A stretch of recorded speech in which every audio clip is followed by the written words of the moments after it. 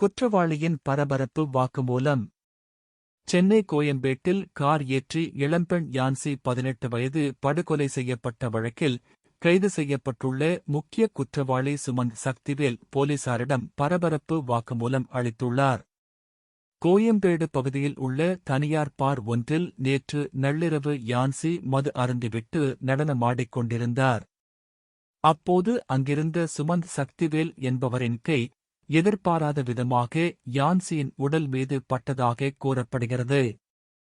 இதனால் ஆத்திரமடைந்த யான்சியின் ஆண் நண்பர்கள் சுமந்த் சக்திவேலை தாக்கினர். இதனைத் தொடர்ந்து இருதரப்பினருக்கும் இடையே பெரும் அடிதடி கலாட்டா ஏற்பட்டது. நிலைமை மோசமானதைத் தொடர்ந்து பாரின் பாதுகாவலர்கள் பவுன்சர்ஸ் இரு தரப்பினரையும் பாரில் இருந்து வெளியேற்றினர்.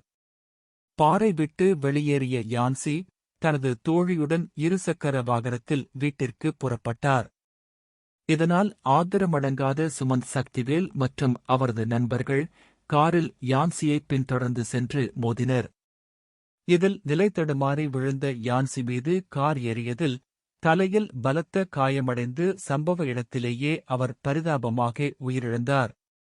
அவருடன் இருசக்கர வாகனத்தில் பயணித்த 17 வயது சிறுமி பலத்த காயங்களுடன் மீட்கப்பட்டு தற்போது கீழ்ப்பாக்கம் அரசு மருத்துவமனையின் தீவிர சிகிச்சை பிரிவில் அனுமதிக்கப்பட்டு சிகிச்சை பெற்று வருகிறார்.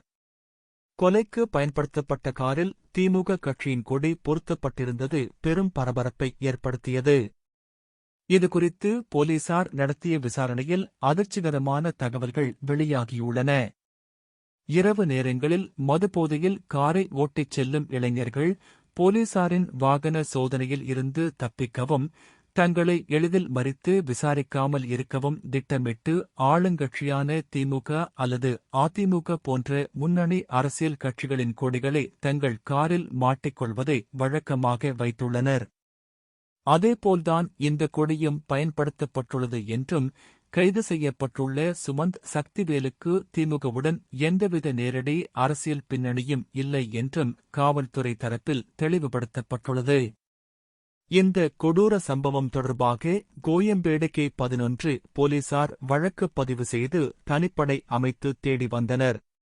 இதில் புதுச்சேரியில் பதுங்கியிருந்த முக்கிய குற்றவாளி சுமந்த் சக்திவேல் மற்றும் அவரது நண்பர்கள் மோகனசுந்தரம், விமல், ராகுல் ஆகிய 4 பேரை முதற்கட்டமாக கைது செய்தனர். மேலும் இந்த கொலையில் தொடர்புடைய பாலகுரு, கிஷோர் மற்றும் ஜோசுவா ஆகிய மேலும் 3 பேரை சென்னை விருகம்பாக்கம் மற்றும் வளசரவாக்கம் பகுதிகளில் போலீசார் இன்று அதிரடியாக கைது செய்துள்ளனர்.